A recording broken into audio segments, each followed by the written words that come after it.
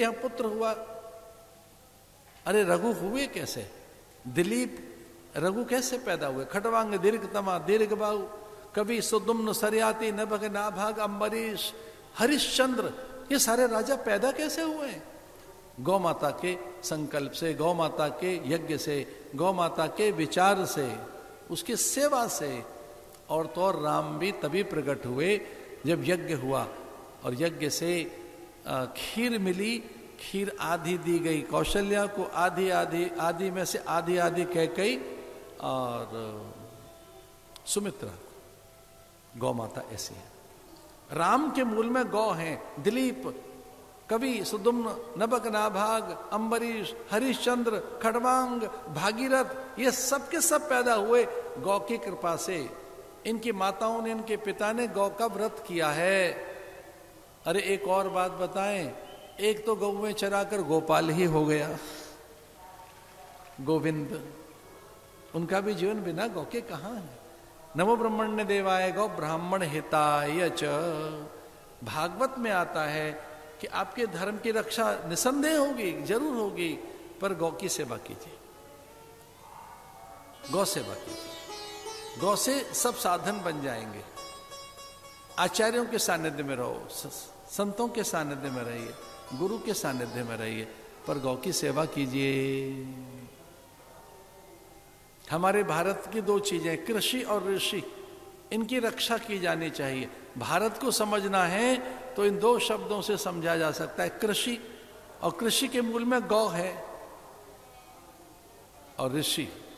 ये दो भारत में हैं जिनसे हम तर्पण, अर्पण, समर्पण और जीवन के सारे कार्य सिद्ध कर सकते। भागवत में ऐसा उपदेश आता है कि कैसे सेवाचर्या सपर्या करें, कैसा जीवन होना चाहिए।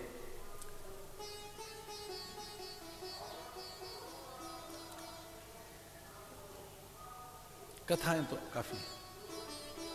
अंत में तक्षक आया, तब तक परीक्षित के अंग प्रत्यंगों में से वैष्णव लक्षण प्रकट होने लगे थे। गुरुदेव ने एक प्रकार से शपथ ही ली थी कि जब तक तुझे ब्रह्म ज्ञान नहीं हो जाएगा, जब तक तुझे ईश्वर की प्राप्ति नहीं हो जाएगी, तब तक कथा अनवरत चलती रहेगी, अविच्छिन्न चलती रहेगी, अबाध चलती रहेगी। कथा में गतिरोध नहीं होगा। अद्भुत संकल्प सुखदेव मुनि का, कि कथा बंद नहीं होगी। और कहाँ बंद हुई है? अविराम है, तो चल रही है। अभी यहाँ चल रही है, थोड़ी पड़ोस में चल रही है, वहां से भी सुनाई दे रही है, दाएं बाएं चल तो रही है, श्रवण हो तो रहा है। भागवत में बिल्कुल अंत में ये उपदेश है कि कलयुग में श्रवण बड़ा साधन होगा, श्रवण करते रहना। भागवत के अंतिम उपदेशों में अद्भुत उपदेश है और सत्संग बताया गया है कि कुछ न कर सको तो सारे साधनों का मूल सत्संग है, सत्संग कर लेना। आपसे कुछ न हो पाए तो एक काम करना, सत्संग करना, स्वाध्याय करना। ये भागवत के अंतिम उपदेश है।